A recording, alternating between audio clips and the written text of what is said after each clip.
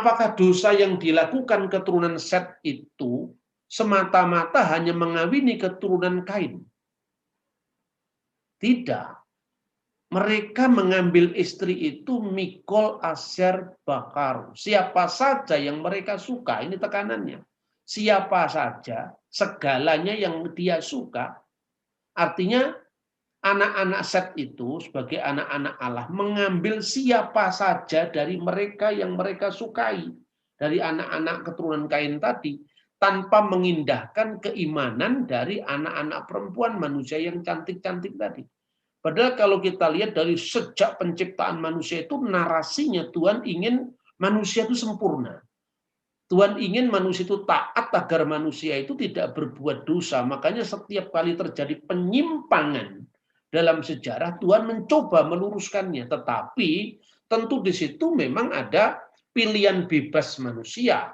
Karena buah pengetahuan yang dimakan Hawa itu namanya pengetahuan yang baik dan yang jahat, karena itu adalah buah moral, etika, di mana manusia itu mengatasi bentuk fisiknya yang sama dengan ciptaan-ciptaan lain. Dari awal kita belajar tentang skema penciptaan, banyak sekali orang-orang yang menduga seolah-olah ada pertentangan antara pasal pertama kitab Bereshit atau kitab Kejadian dengan pasal kedua. Itu akibat karena munculnya teori dokumen. Teori dokumen itu percaya bahwa kitab Taurat itu tidak ditulis oleh satu sumber, tetapi dari berbagai macam sumber dokumen yang berasal dari zaman yang berbeda-beda, dan entah oleh siapa menurut teori ini kemudian disatukan oleh seorang atau beberapa orang redaktur. Makanya kemudian ada teori yang terkenal sekali di dunia kajian teologi, itu adalah IJDP. E itu adalah Elohist Tradition, J itu adalah Yahweh's Tradition, artinya ayat-ayat Alkitab Taurat yang menggunakan kata Yahweh, dan itu bacaan akademis yang dikira-kira oleh orang barat sejak abad 18. Kemudian ada dokumen yang memakai nama Elohim, itu disingkat kode E. Lalu ada yang memakai tradisi ulangan Deuteronomist Tradition dan tradisi para imam. Nah, oleh karena itu adanya kisah-kisah misalnya pengusiran Hagar 2 kali itu dianggap sebagai versi yang berbeda yang kemudian disatukan. Begitu juga tentang penciptaan yang seolah-olah juga terjadi 2 versi. Begitu juga tentang penciptaan manusia yang seolah-olah juga terjadi 2 versi, itu dianggap versi yang berbeda-beda yang kemudian dipaksakan menjadi satu. Nah, padahal teori ini sangat spekulatif dan tentu kita tidak bisa menerima teori itu. Maka kemudian di dalam konteks kisah penciptaan misalnya, bukankah di dalam kitab Kejadian pasal 1 ayat 26-27 manusia diciptakan laki dan perempuan? Kenapa di dalam Kejadian pasal 2 itu ada penciptaan lagi? Seolah-olah seperti itu. Padahal sebetulnya pasal 2 itu merupakan penguraian lebih lanjut dengan tema yang akan dibicarakan di situ. Misalnya tumbuh-tumbuhan pada periode Kejadian 1 itu ditulis secara umum, tumbuh-tumbuhan yang tumbuh di mana saja. Sedangkan dalam pasal 2 itu menyiapkan konteks tentang Taman Eden, maka di situ digambarkan tumbuh-tumbuhan yang memang ada pemeliharanya atau yang ada yang bercocok tanam di situ. Begitu juga deskripsi tentang manusia, diciptakanlah manusia menurut gambar dan rupa Allah, laki-laki dan perempuan, itu bicara tentang penciptaan secara umum. Kemudian ketika masuk dalam deskripsi tentang konsep perkawinan di situ, maka kemudian diuraikan lebih lanjut bahwa perempuan itu diciptakan dari tulang rusuk Adam. Nah, ini gambaran tentang pendalaman lebih lanjut dari tema umum yang ditulis dalam pasal. Lalu dalam kaitannya dengan dosa misalnya, Tuhan berbicara tentang tidak baik manusia itu seorang diri. Lalu ketika dalam keadaan tidur nyenyak, Adam itu diambil tulang rusuknya, kemudian dibangunlah daripadanya itu seorang perempuan. Nah, sebetulnya narasi ini untuk menyiapkan konsep tentang apa? Tentang perkawinan, konsep perkawinan, dan itu ada prinsip-prinsip yang disampaikan di sana. Pertama, bahwa perkawinan itu adalah dikehendaki Allah.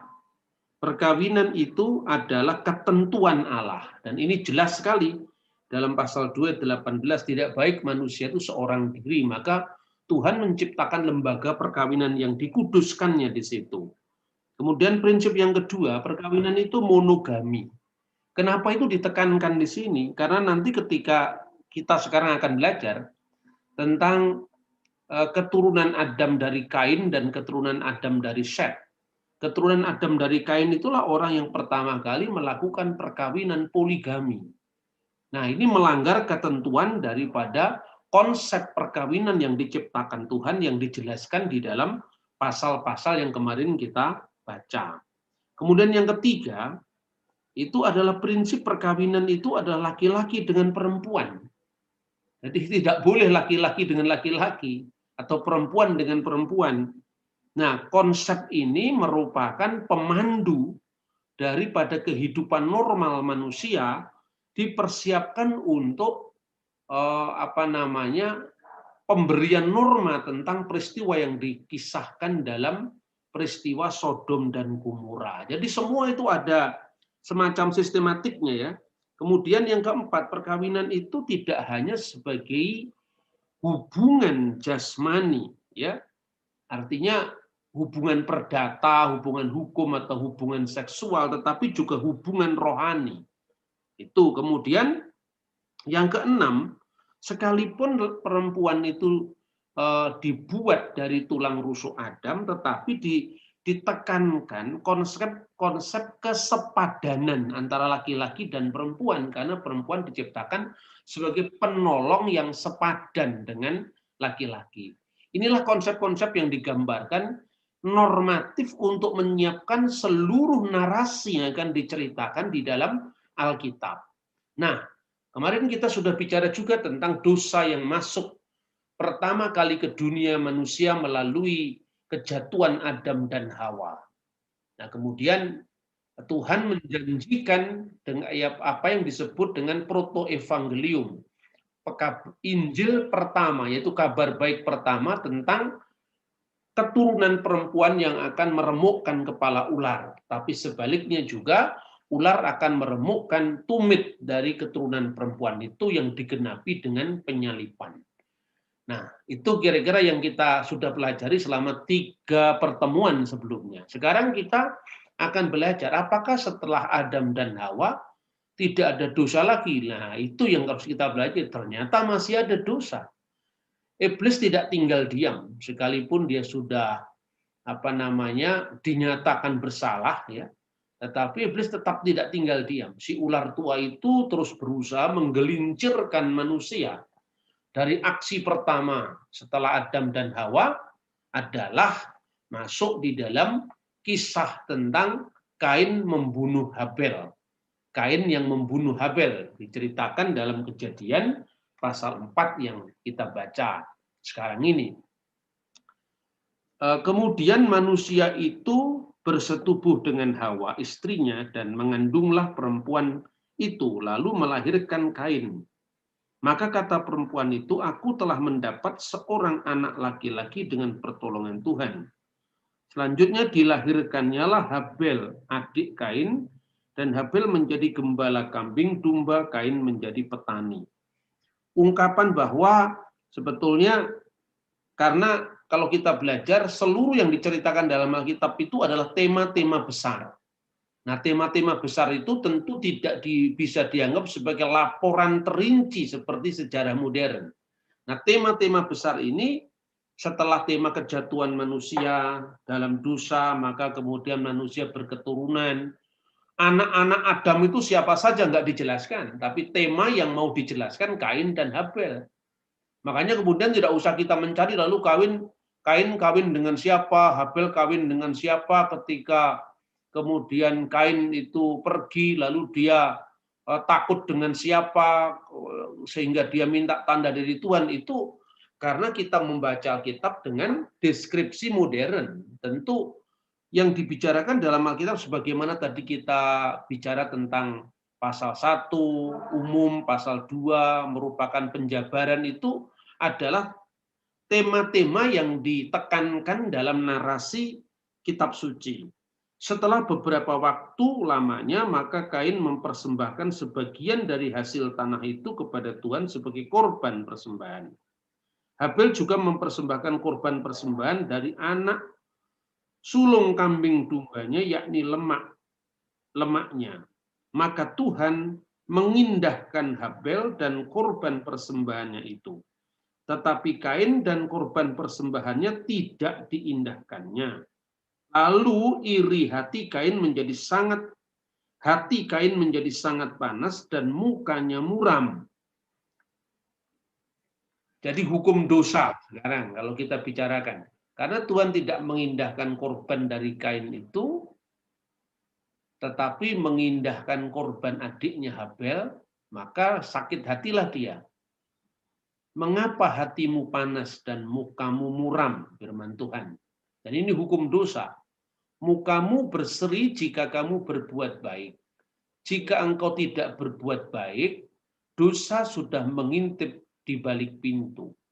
Nah, ketika manusia itu sudah tidak bisa mengendalikan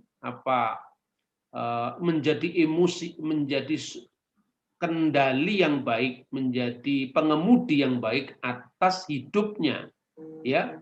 Bagaimana kalau dalam istilah orang Yahudi itu antara yetzer hara dan yetzer hatov, kehendak jahat dan kehendak baik.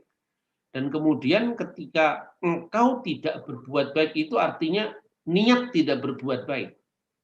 Baru niat tidak berbuat baik, belum berbuat tidak baik, baru niat berbuat tidak baik.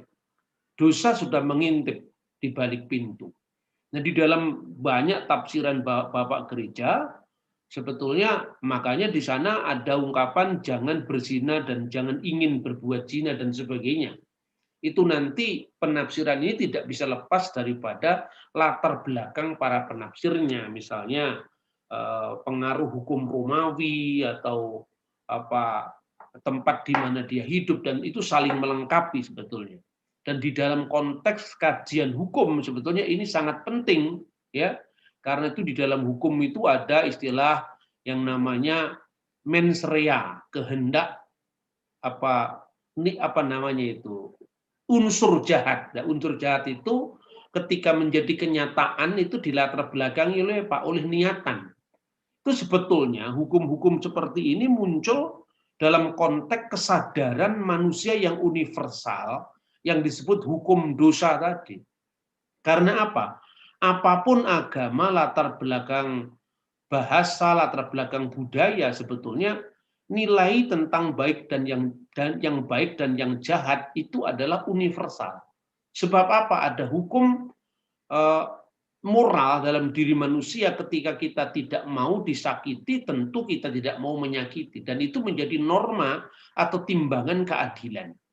Nah, itu beberapa unsur yang mau saya sampaikan, tidak hanya dalam konteks menafsir teks, tetapi juga konteks bagaimana aplikasi prinsip-prinsip itu dalam kehidupan hukum sepanjang masa, ya. Makanya nanti kita bisa ketika membaca tentang kitab Imamat, ya misalnya, itu ada prinsip-prinsip umum yang sesungguhnya itu juga dijumpai dalam Undang-Undang Lipit Ishtar, Undang-Undang Hammurabi. Ya, yang seperti itu menarik karena kalau kita membaca teks Alkitab dengan didampingi oleh fakta-fakta sejarah dan arkeologi itu menjadi lebih jelas. Lebih jelas lagi ketika kita nanti akan bicara tentang kehidupan Abraham. Kehidupan Abraham itu, tapi ini pembahasan nanti, tetapi di situ ada kesejajaran misalnya kenapa seolah-olah Tuhan membiarkan Hagar untuk ditindas Sarah dan sebagainya, itu ternyata bisa dijelaskan karena hukum perkawinan yang mengambil hamba sebagai seorang istri. Nah, anak hamba itu harus lahir di rumah sang nyonya untuk pembuktian bahwa itu adalah anak dari tuannya. Dan tanpa membaca sumber-sumber yang sejajar begini, kita akan sulit untuk bisa memahami konteks zaman yang memang sudah ribuan tahun. Nah, Kain membunuh Habel di padang. Lalu Tuhan bertanya, di manakah Habel adikmu itu? Pertanyaan ini persis sama ketika Adam ditanya Tuhan, di mana engkau? Jadi di mana engkau itu bukan pertanyaan tentang fakta-fakta, di mana Tuhan tidak tahu di mana keberadaan Habel, atau Tuhan tidak tahu di mana keberadaan Adam dan Hawa. Tetapi itu pertanyaan tentang nilai-nilai, bukan pertanyaan tentang fakta-fakta dan seolah-olah Tuhan itu tidak maha tahu, bukan itu. Kemudian aku tidak tahu jawabnya. Apakah aku penjaga adikku? Yuk perhatikan pola ini dari apa yang terjadi pada dosa sebelum yang dibuat oleh Adam dan Hawa. Saling melempar kesalahan. Satu ya. Saling melempar kesalahan. Kemudian perempuan yang kau tempatkan di sisiku, katanya Adam. Terus kemudian Hawa menyalahkan itu karena ular. Ini kan selalu melempar kesalahan terhadap pihak lain. Aku tidak tahu, jadi dia mulai untuk menghindar dari tanggung jawab. Apakah aku ini penjaga adikku? Dia lupa yang dihadapi itu adalah Tuhan Sang Pencipta. Lalu digambarkan, Tuhan mengutuk Kain dan tanah kediamannya setelah darah adiknya, itu salah ketik ya, darah itu bukan ada, darah adiknya berteriak dari tanah kepada Tuhan. Namun akhirnya Kain bertobat dan Allah melindunginya dengan sebuah tanda. Ketika Kain pergi, dia minta supaya Tuhan memberikan tanda agar dia tidak dibunuh. Nah, kalau orang pembaca modern, lah kemudian Kain takut dengan siapa? Atau anaknya Adam kan cuma Kain dan Habel lah. Itu tidak mengerti bahwa sebenarnya yang diceritakan dalam kitab suci itu ada tema-tema besar, tentu tidak merunut secara detail ya. Itu sama aja dengan misalnya Israel dikaruniai 12 anak ya, 12 suku. Sebetulnya di sana ada nama perempuan yaitu Dina, tapi kenapa tidak muncul? Karena tidak menjadi tema dalam narasi besar yang disajikan oleh kitab suci. Begitu juga Ismail punya anak Mahalat, ya, itu juga tidak muncul. Hanya pada kasus-kasus tertentu itu dimunculkan untuk frame atau kerangka dari narasi teologis kisah kitab suci yang hendak ditekankannya, ya. Kain pergi ke tanah Nod, di sebelah timur Eden. Jadi di sebelah timur Mesopotamia. Di mana letaknya kita tidak tahu. Ada yang dalam kitab suci itu ada yang jelas dikisahkan, ya. Tetapi ada yang tidak. Misalnya Sinear itu kan bisa dilacak secara secara etimologis ya. Misalnya itu dari kata sheni, dua, dan kalau diambil dari bahasa Akadia, ar itu sebetulnya bumi, dua tanah ya. Nah, kata ar menjadi bumi itu sebetulnya terlestarikan dalam bahasa Aramaik ar-a. Sementara dalam bahasa Ibrani eret ya. Ada yang juga mengartikan itu adalah sheni naharim. Sheni naharim menjadi Sinear. Naharim itu adalah sungai, dua sungai. Karena itu adalah Tigris dan Efrat. Sehingga itu bisa menunjuk kepada Babel. Atau tempat di mana manusia pertama itu muncul, sekalipun sebetulnya letak-letaknya itu bisa dilihat pertama dari studi bahasa, ya, misalnya asal-usul kata Sinear, kata Babel, misalnya kata Ur, kenapa Ur ditambahi dengan kata Kasdim, mulai kapan bangsa Kasdim itu tinggal di Ur, itu perdebatan yang panjang. Tetapi yang kedua itu adalah bantuan dari arkeologi. Kemudian Kain bersetubuh dengan istrinya, melahirkan Henokh dan menamakan kotanya dengan nama anaknya. Tapi ini bukan Henokh keturunan Set, lain lagi. Lalu dari Henokh itu dia berketurunan terus, berketurunan ya, Henokh, Irad, kemudian Mehujael, Metusael, dan Lamek. Nah, ini kisah yang mau ditekankan di situ. Sejak masa Lamek itu mengawini Ada dan Zila. Nah, inilah tradisi pertama poligami dalam sejarah manusia yang dikisahkan di dalam Kejadian 4 ayat 19. Nah, maka kemudian ini bisa disoroti dengan tema manusia, kemudian dari tulang rusuknya diciptakan perempuan tadi. Temanya kan salah satunya adalah perkawinan itu monogami. Kenapa kok Musa mengizinkan poligami? Kristus mengatakan itu karena tegar tengkuknya atau bangsa Yahudi saja, dan sejak semula tidaklah demikian, kata Tuhan Yesus. Berarti sejak semula memang rancangan Tuhan itu adalah monogami. Nah, kemudian terjadinya poligami itu mesti disorot dari norma yang dikisahkan pada Kejadian pasal 2 tadi. Ada melahirkan Jabal, diam di kemah dan pemelihara ternak, dan Jubal bapa pemain kecapi dan seruling. Narasi ini menggambarkan tentang berbagai macam profesi manusia. Profesi manusia dalam gambaran zaman purba itu. Sedangkan Jila melahirkan Tubal Kain, tukang tembaga dan besi. Adik Tubal Kain adalah Naama. Kejadian pasal 4 ayat 22. Nah, apa arti Naama? Naama itu artinya yang menyenangkan, yang jelita, yang cantik. Dan di sini adalah satu-satunya perempuan yang disebut dalam silsilah patrilineal yang tidak lazim. Nah, ketidaklaziman itu tentu mengandung maksud tertentu, yaitu penekanan tertentu. Seperti tadi saya berikan contoh tentang tidak munculnya nama Mahalat dalam silsilah. Tetapi dalam kisah muncul karena ada penekanan perkawinan antara Mahalat dengan Bani Israel, seperti itu. Begitu juga ini Naama, itu apa yang mau ditekankan di sini? Rupanya nama ini menyiapkan narasi Kejadian 6 ayat 2. Dia menyiapkan narasi tentang anak-anak perempuan yang cantik-cantik, ya. Banot ha Adam ki tobot hina.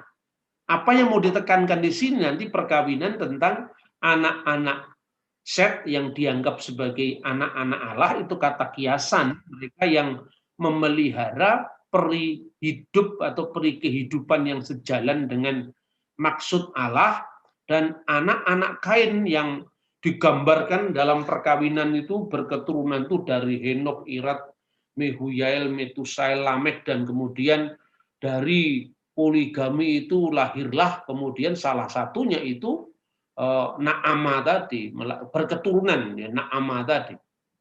Kemudian Lamek berbuat dosa pembunuhan. Itu digambarkan di dalam Kejadian 4 ayat 23 ya. Hukumnya tidak hanya 7 kali lipat, tetapi 70 kali lipat dibandingkan dengan Kain membunuh adiknya. Apa maksudnya? Maksudnya itu pelipat gandaan kejahatan manusia dan juga hukuman yang berakibat daripada pelipat gandaan kejahatan tadi sebetulnya. Tetapi juga Kristus mengatakan pelipat gandaan pengampunan, sehingga Yesus mengampuni 7 kali 70 lipat ya. Digambarkan itu di angka 7, atau itu kan gambaran tentang angka sempurna atau angka yang menggambarkan penekanan kesempurnaan ya. Yang berikutnya, kemudian Adam dan Hawa mempunyai anak laki-laki. Selain ditekankan tadi tentang bagaimana anak-anak Adam yang dari Kain yang dianggap ya, anak-anak manusia yang berbuat dosa tadi, dan menamainya Set setelah Allah. Sebab Allah telah mengaruniakan kepadaku anak yang lain sebagai ganti Habel. Sebab Kain telah membunuhnya.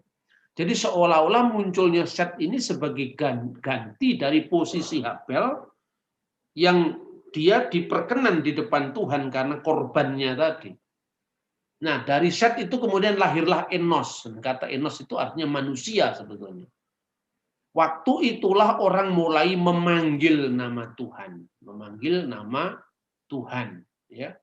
Itulah nama Tetragrammaton JHWH itu muncul di Kejadian pasal 4 ayat 25. Tentu orang tidak perlu harus mencari istilah Ibrani JHWH itu sudah ada pada zaman Enos, ya. Artinya bahwa kata Tuhan atau JHWH, Tetragrammaton, Adonai, itu kan diperkenalkan pada zaman Musa. Maka prinsip-prinsip tentang ketuhanan yang digambarkan Tuhan dengan nama JHWH yang ada, yang sudah ada, dan yang akan datang itu ditulis untuk menggambarkan semua kejadian sebelum Musa dalam perspektif bahasa di zaman Musa. Itu saudara-saudara. Seperti sekarang misalnya ketika kita berbicara tentang kata Tuhan dalam bahasa Indonesia. Karena yang mencatat itu adalah saya misalnya. Dan saya menggambarkan tentang kehidupan bangsa Indonesia pra-modern. Saya menyebut tentang zaman Sriwijaya, zaman Majapahit, zaman Penjajaran, ya, zaman kerajaan-kerajaan Nusantara. Itu saya gambarkan. Setiap kerajaan yang selalu memuliakan Tuhan sebagai hukum yang tertinggi, maka dinasti-dinasti itu akan diberkati oleh Tuhan. Nah, pada zaman Sriwijaya, kata Tuhan itu artinya Tuhan seperti yang kita pahami sekarang? Tentu tidak. Apabila saya mengatakan Tuhan, apakah zaman Majapahit kata Tuhan itu artinya sudah Allah atau sudah Elohim atau sudah sembahan? Tidak. Karena zaman Majapahit kata Tuhan itu dipakai untuk namanya Patih Majapahit, yaitu Tuhan Kanaka. Tuhan waktu itu asalnya dari Tuhan, belum bermakna Tuhan dalam pengertian sekarang.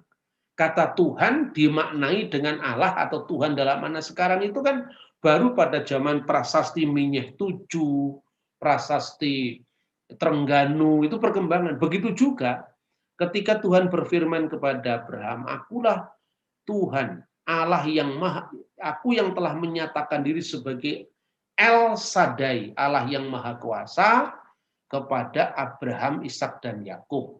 Tapi dengan namaku Tuhan, YHWH, aku belum menyatakannya, karena nama itu dinyatakan pada zaman Musa.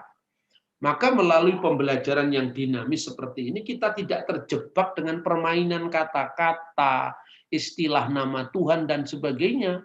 Tapi benar-benar kita bisa membaca sejarah secara dinamis. Nah, kemudian pada zaman Enos itulah orang mulai memanggil nama Tuhan. Jadi artinya apa? Pernah ada waktu keturunan Adam dan Hawa tidak lagi memanggil nama Tuhan. Dia jatuh mungkin pada penyembahan berhala atau ilah-ilah lain yang itu tidak dijelaskan dalam Alkitab. Alkitab menjelaskan tema besar dalam narasi besar itu bahwa Set itulah gantinya Habel sebagai anak yang diperkenan, dan pada zamannya Enos anaknya Set itu orang mulai memanggil nama Tuhan. Itu tema besar yang mau ditekankan dalam kisah ini. Kemudian Kejadian pasal 5 ayat 1 dan 2 lalu disajikan setelah digambarkan tentang keturunan Adam dari Kain dan keturunan Adam dari Set tadi. Kemudian Kejadian pasal 5 ayat 1 dan 2 itu disajikan silsilah Adam, Toledot Adam, ya. Dan kata Toledot itu juga dipakai untuk riwayat langit dan bumi, ya, artinya itu asal usul, ya. Jadi Biblos Genesios kalau di dalam bahasa bahasanya perjanjian baru, bahasa Yunani. Keturunan Adam dan Hawa sebelum lahirnya Set disebut dengan istilah umum Adam, manusia. Berasal dari kata Adama, artinya tanah Adama. Tetapi setelah Set, sebutan Enos juga berarti manusia dalam keadapannya.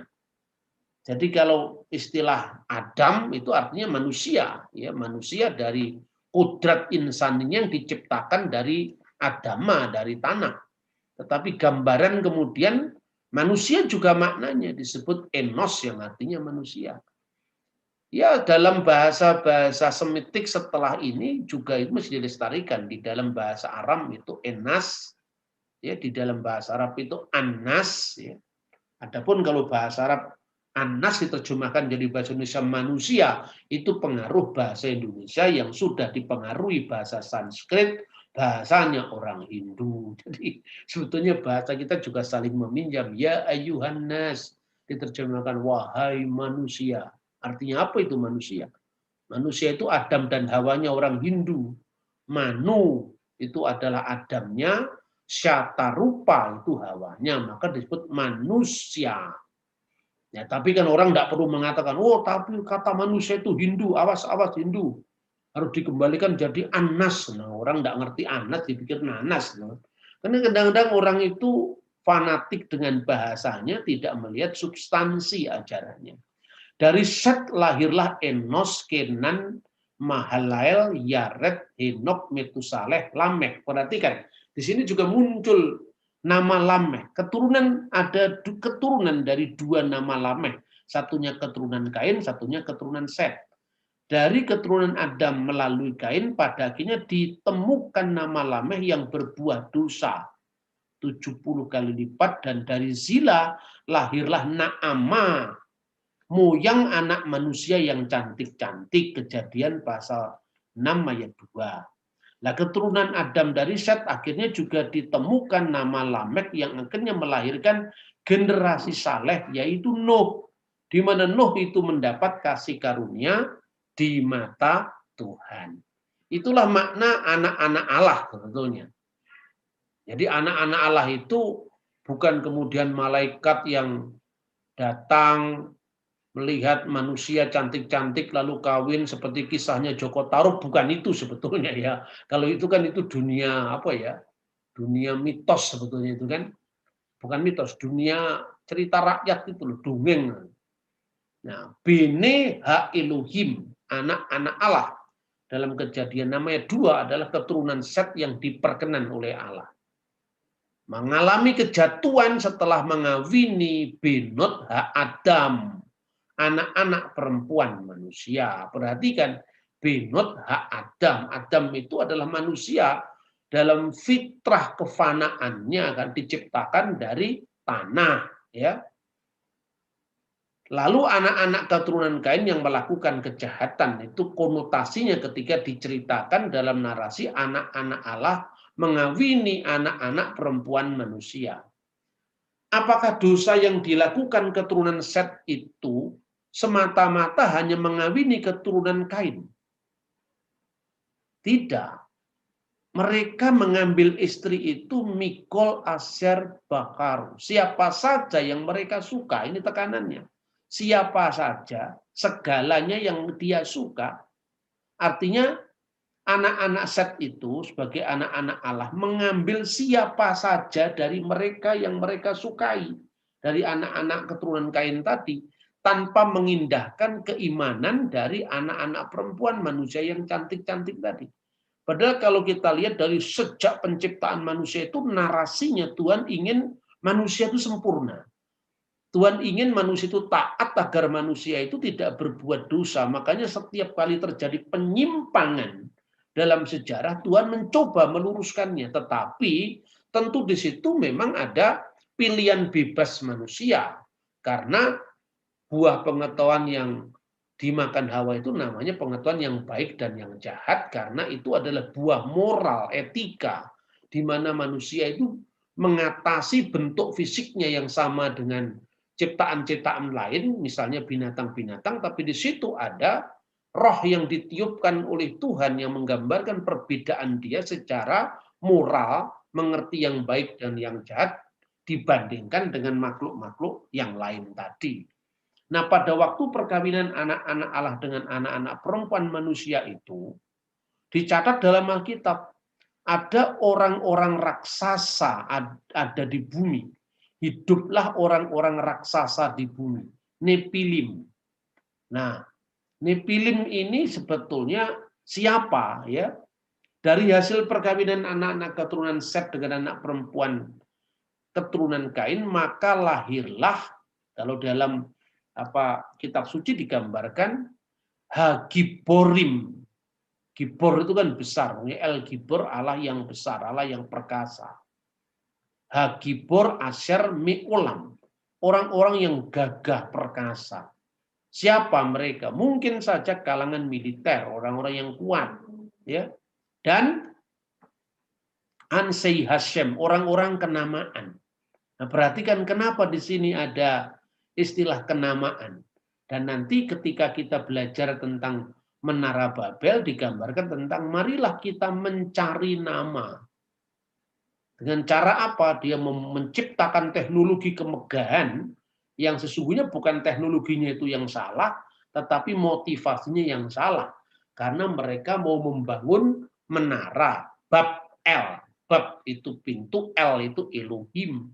Itu kekuatan manusia untuk mau menggapai keabadian ilahi dengan membuka pintu Tuhan dengan kekuatannya sendiri. Siapakah Ansei Hashem? Orang-orang yang punya nama. Itu adalah mungkin politikus yang berpengaruh yang menggambarkan tentang dunia purba yang tidak lepas dari intrik-intrik kekuasaan atau apa saja itu sebagai pola dari kehidupan manusia yang sebetulnya haus kekuasaan di masa-masa selanjutnya.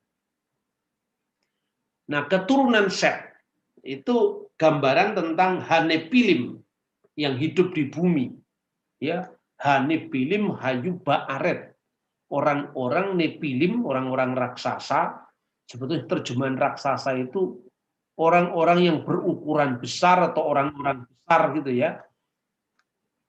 Sebetulnya itu mesti dicari dalam bahasa Indonesia yang lebih tepat ya, karena kata raksasa dalam bahasa Indonesia itu sebetulnya bernuansa dongeng dan itu berasal dari bahasa Sanskrit ya, para raksasa atau danawa atau apa saja itu. Nah, di dalam naskah-naskah Laut Mati sekarang ini kan lagi heboh-hebohnya tentang kitab Henokh tuh ya, yang itu ditemukan di naskah Laut Mati dan kemudian banyak orang yang mempercayai buku itu karena digambarkan betul-betul perkawinan anak-anak Allah itu adalah malaikat yang kawin-mawin dengan makhluk manusia gitu, dan itu memang didukung oleh tafsiran dari buku Henokh. Tetapi tidak semua naskah Laut Mati menganut tafsiran semacam itu. Kita akan melihat misalnya naskah yang ditemukan di Gua Keempat. Naskah-naskah Laut Mati itu kan naskah-naskah yang isinya sebagian adalah kitab suci Perjanjian Lama, dan sebagian yang lain itu adalah dokumen-dokumen dari mazhab Esseni. Versi lain adalah mazhab kaum Yahud ya. Mereka yang menyingkir dari kekuasaan Bait Allah di Yerusalem ketika terjadi penyimpangan jabatan imam besar yang direbut oleh dinasti Makabe. Dalam hal ini adalah Yonatan Makabe. Makanya sebetulnya imam besar yang berkuasa yang adalah keturunan Sadok itu kemudian mundur, kalau tidak salah itu Onias keempat, lalu dia menghindar ke Laut Mati dan kemungkinan dia orang yang bernama Guru Kebenaran. Nah, di dalam naskah-naskah Laut Mati itu menjadi bukti tentang kita punya Alkitab yang berusia lebih dari 2000 tahun dan kemudian bertahan sampai sekarang. Maka sebetulnya gambaran-gambaran orang tentang Alkitab sudah dipalsukan itu sebetulnya tidak masuk akal karena itu tidak berbasis data sama sekali ya. Nah, di dalam naskah Gua Keempat Qumran, kodenya 417, itu memuat rujukan tentang identitas anak-anak Set itu. Allah telah marah karena pemberontakan mereka, yaitu menikahi anak-anak perempuan Kain. Inilah tafsiran orang Yahudi yang mainstream, yang kemudian dianut oleh bapak-bapak gereja. Makanya di situ Santo Agustinus, Julius Africanus, Risalah Clement dari Alexandria itu tidak mempercayai adanya malaikat yang kemudian kawin-mawin dengan manusia. Tapi ada juga tadi saya bilang tafsiran dari kelompok Yahudi tertentu dari sekte Qumran itu, tapi tidak semua orang Qumran percaya itu. Pandangan tentang malaikat yang kawin-mawin dengan anak manusia tadi. Dan itu didasarkan atas buku yang namanya Kitab Henokh ya. Ada kelompok lain juga yang disebut Nepilim. Tapi Nepilim yang muncul pada zaman Musa itu tentu bukan Nepilim yang muncul pada saat zamannya sebelum banjir Nuh. Karena banjir Nuh itu menceritakan bahwa semua makhluk itu sudah binasa kecuali keluarga Nuh dengan tekanan secara teologis bahwa itulah ciptaan yang baru setelah Tuhan itu menghancurkan ciptaan yang tidak sesuai dengan standar moralnya karena manusia tidak seperti yang dikehendakinya, seperti itu. Nah, makanya Nepilim dalam konteks kitab Bilangan tentu itu tidak sama dengan Nepilim dalam kitab Kejadian.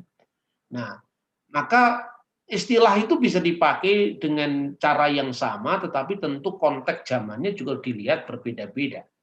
Dalam Bilangan pasal 13:33, jika kami lihat di sana orang-orang raksasa, orang-orang Nepilim maksudnya, orang-orang enak yang berasal dari orang-orang raksasa, Nepilim, dan kami lihat diri kami seperti belalang, demikian juga mereka terhadap kami. Sebetulnya itu manusia yang berperawakan besar konteksnya. Karena itu banyak penelitian arkeologi yang membuktikan bahwa ada ras manusia seperti Goliat itu, karena tulang belulangnya itu ditemukan fosilnya dalam penelitian arkeologi di Holy Land. Dan itu memang fakta ya.